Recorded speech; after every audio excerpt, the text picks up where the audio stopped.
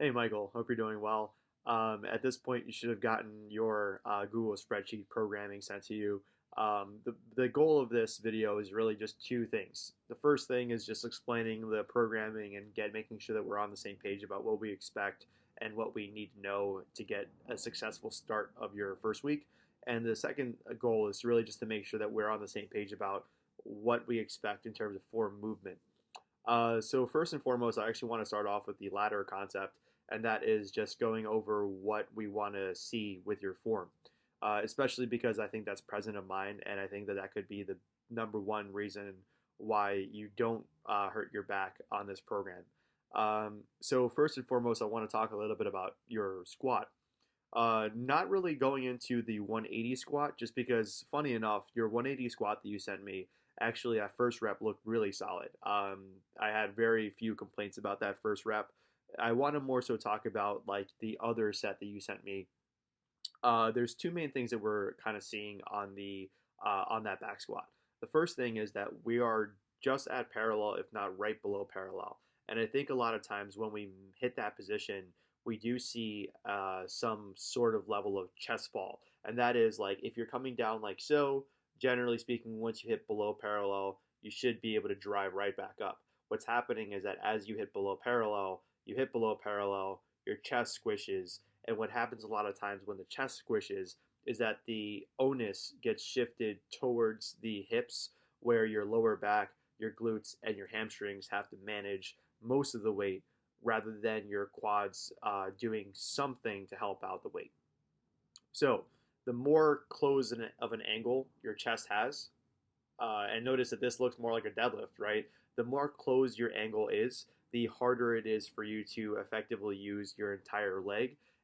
And the lower your chest is to the ground, the more you're going to be using your lower back to drive up. So to solve this issue, number one, I want you to really focus on taking a relatively slow descent, making sure that you take anywhere between 2 seconds or so, 1 to 2 seconds or so, to make sure you're right at below parallel. And as soon as you're right below parallel, you're then going to drive your shoulders into the bar and then finish hard by squeezing your glutes together. This should help elicit a lot less of a chest squish. And this is actually the main reason why you're doing pin squats and not regular squats, at least on one of those days. On deadlifts, it's a lot easier to fix what's going on. I personally think that right now, when you look at your deadlift setup, you can actually physically see your lower back kind of punch up, and it's kind of focusing on loading that lumbar area before you actually break the bar off the ground. A part of that, a big part of the reason why your lower back hurts, especially from deadlifting, is primarily because your shoulders are not necessarily in line with the bar.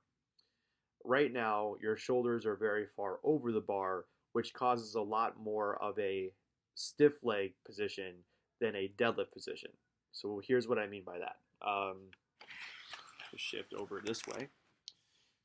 All right. So from here, if I'm setting up with a relatively high hip position, right? Hopefully you can hear me. If I'm setting up with a relatively high hip position and I'm here, right?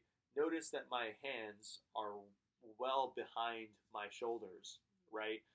And my hips are very high up. I might be in a pretty good straight back position, but what ends up happening a lot of times is that my lower back is going around and then I'm going to break the bar off the ground. Notice that from here, my knee bend is very minimal. My shoulders are way over the barbell. My hips are almost parallel to my shoulders. And then as I drive through, my hamstrings might not be able to hold the entire onus. And then suddenly my lower back rounds and then I get all the way up, right?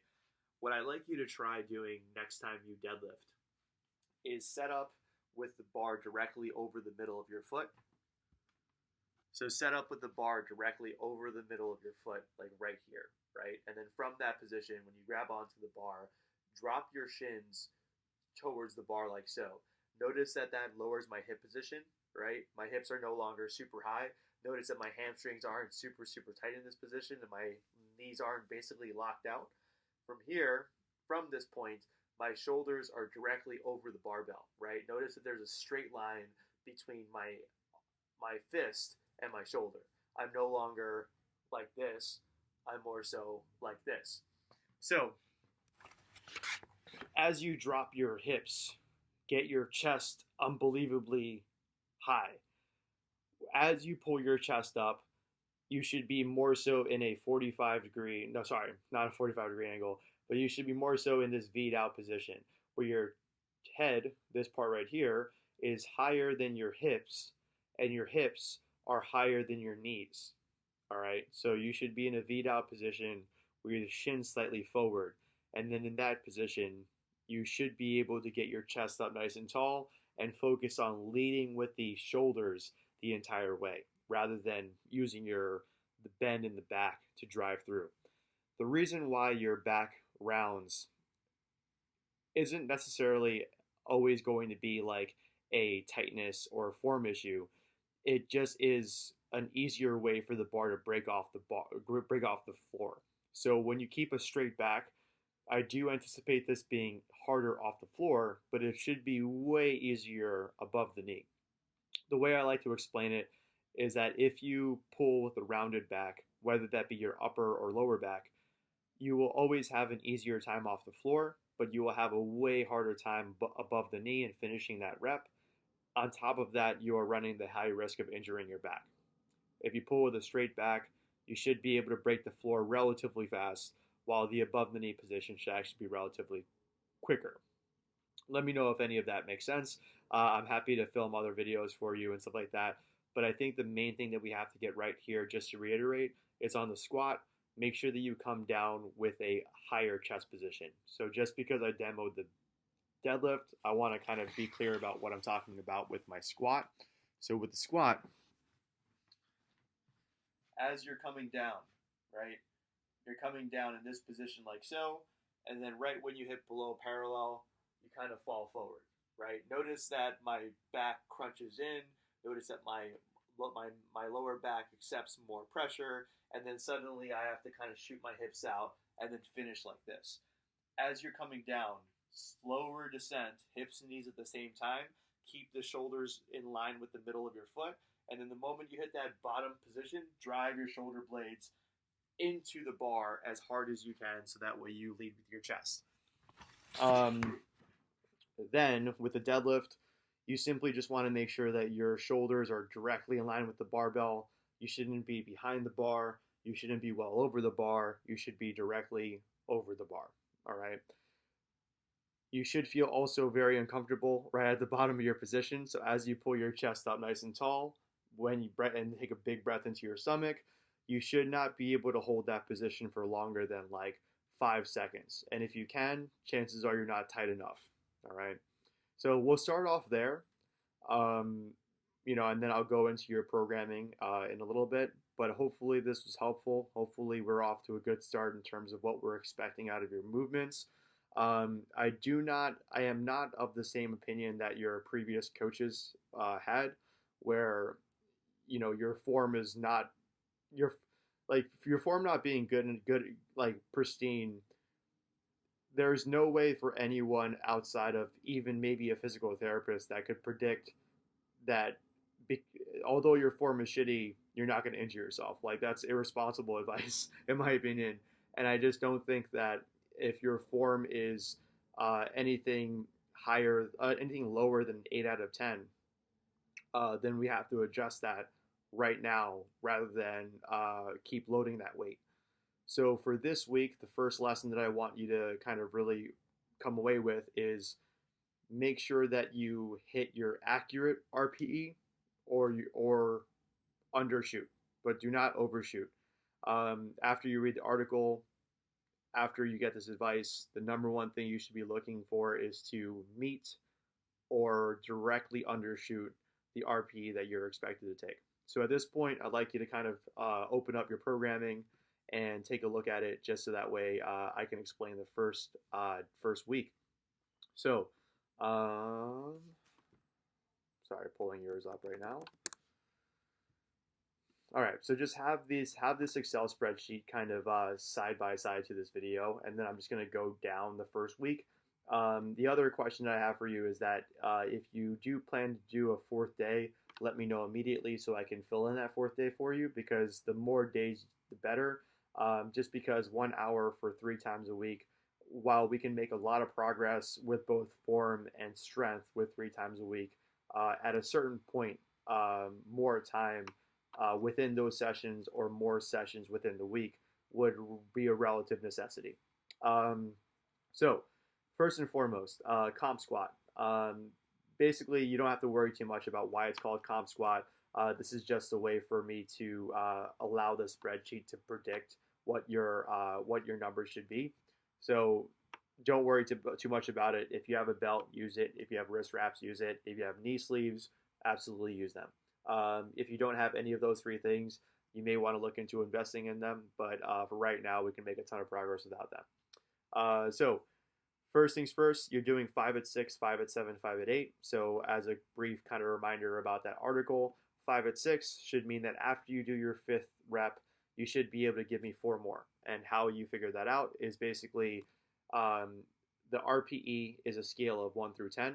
So an RPE 6 should mean like you have 4 reps left in the tank. An RPE 7 should mean like you have 3. And an RPE 8 should feel like you have 2 reps left in the tank. The mindset here is that you should be able to confidently tell me that you have those reps left in the tank. If you feel like you overshot, let me know immediately. Put it in the notes. But remember, the first week we're looking to, undershoot as much as we can. So if you scroll to your right-hand side, you'll look at the estimated pounds formula, and under that is the estimation towards how I think you're going to feel if you do those weights. Those weights are simply a mathematical projection. So you're using 140 as a guide, but if you hit 135 for 5 reps and you feel like that was an adequate 6, do 135. Generally speaking, you're just trying to shoot around this current estimated projection. You're not necessarily trying to do anything higher than that. For your back offset, you'll notice that it says 5-0 on the RPE and 85% of the previous set. This basically just is telling the spreadsheet to do its job. So if you go to the right-hand side and then click on the gray area, anything in the gray area is your responsibility to fill out. So let's say your 5 at 8 was 150. You're going to type in 150, hit tab, and then notice that the 85% of previous set automatically populates. So as long as you do your job of inputting the numbers that you're lifting, the spreadsheet should do its job. Keep in mind that your back offsets should be done in a 3-1-0 tempo. And this is just more so to just practice form. So you're going to take 15% off your top set and then engage in 2 sets of 5 reps at a 3-1-0 tempo. So that's going to be 3 seconds on the way down, 1 second pause to make sure that you're staying tight and upright in your squat, and then driving up, leading with your chest on the way up as fast and hard as you can. Moving right along to dumbbell flat bench. So this is a dumbbell exercise because I know that your barbell exercises for bench hurt your rotator cuff. So keep in mind that here you're doing 12 at 6, 12 at 7, 12 at 8. In this scenario, you'll notice that you have 2 12 at 8s. This basically means that once you identify your 12 at 8, you are simply going to repeat that next set. All right, so you're not going to drop any weight. Now, the only time that you would drop weight is if your 8 felt closer to an 8.5 or a 9. And if that's the case, then certainly drop weight. But remember, I'm expecting you and trusting you to make sure that you do your job in undershooting or meeting your RPE exactly right. The next movement is going to be RDLs. RDLs, I'm not sure if you've ever done them before, but RDLs are basically Romanian deadlifts. So Romanian deadlifts look like this. With the Romanian deadlift, you're going to have the bar up. It starts from the top. And then from here, you're going to take a big breath into your stomach. Notice I'm filling my stomach full of air. I'm then going to push my butt back, shave my legs, hinge primarily at the hips, and then drive up as soon as I feel a stretch in my hamstrings. All right. So you're trying your best to really focus on the basically second half of the deadlift. Then next, last but not least, you're doing dead bugs, 3 rounds, 10 reps on each side. I created a YouTube, I put a YouTube link there to kind of refresh in case you've never done dead bugs before, not bed bugs, but dead bugs before. So your second day, Your second day is mainly an upper body day. This is I kind of had to get a little creative in terms of like how to stack 1 hour to be as effective as we possibly can make it. So the first thing you're going to do is myo reps. So myo reps is basically any horizontal row. So this could be bent over row, T-bar row, cable row, what have you, right? Your first job is finding a 12 rep near max situation. Once you find your 12 rep near max situation, you're then going to rest for 10 seconds and then do 3 reps at that same weight every 10 seconds until you fail, right? So myo reps almost entirely depend on failure or near failure, right? So to repeat this one more time, you're doing a 12 at 9, right? Finding a 12 rep near max. Then every 10 seconds after immediately finding that 12 rep near max, you're going to repeat 3 reps every 10 seconds until you fail. This is a very time sensitive way to get volume into your body. And as a quick explanation, volume is what helps drive muscle size and will also is what helps drives strength as well to a certain degree. But for right now, the main intention for this exercise is to kind of blast your back in a very short amount of time. Then next movement is going to be dumbbell goblet split squats. This is a 3-1-0 tempo. So just to kind of give you an idea of what I'm expecting there, 3-1-0 goblet position is that you're holding a dumbbell up onto your chest here by its head. You're then going to split yourself off in a position like so, and I'm going to kind of lower this down so you can see what my lower body is doing. So from this position, I'm in a split. I'm then going to drop myself straight down like so, and then drive straight up. So 3-1-0, so 1, 2, 3, pause, and go. All right. I'm trying to primarily drive through my lead heel. All right. My chest, my hip, my shoulder, and my knee should all be in one straight line. So from here, as I'm coming down, notice that my knee, chest, and hip are all in the same line. You are doing this 8 reps per leg, not 4 reps per leg. All right, 8 reps per leg. So just watch out for that. Lat pull down. This can either be a pull up, a lat pull down, or any kind of vertical row of choice. You're basically going to do 10 at 6, 10 at 7, 10 at 8, 10 at 8. This is superset 1B. So after you do your 8 reps of 6 for dumbbell split squat, you're then going to do 10 reps at 6 for your lat pull down, and then you're going to do your 10 reps at 6 of your dumbbell overhead press. While you're resting, you're going to increase in weight on all of the stations, and then go right into it and make sure that you rest anywhere between 90 to 120 seconds. All right. So you don't want to have your rest periods any longer than that, or else you're going to be late for work. All right. So triceps and curls superset. You can do this up to 2 to 3 times per week if you'd like, but basically you're going to find a bicep and tricep exercise of choice. This can be bicep curls, hammer curls, spider curls, whatever.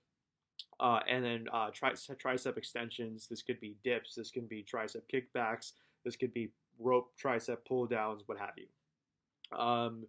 Your last day is going to be comp deadlift. This is going to be 5 at 6, 5 at 7, 5 at 8. And then you're going to have a 15% drop. There's no tempo with that 15% drop. Your main job is just basically to focus on form and get some extra volume in. But I do expect that this is going to be already better than the videos you sent me. All right. This is superset 1A. So superset 1B is basically doing dumbbell incline bench press. So wherever you're doing your deadlift, make sure that you have a dumbbell incline at a 45-degree angle. When you lean back, you should be more so going over your shoulders and trying to really squeeze your chest together hard.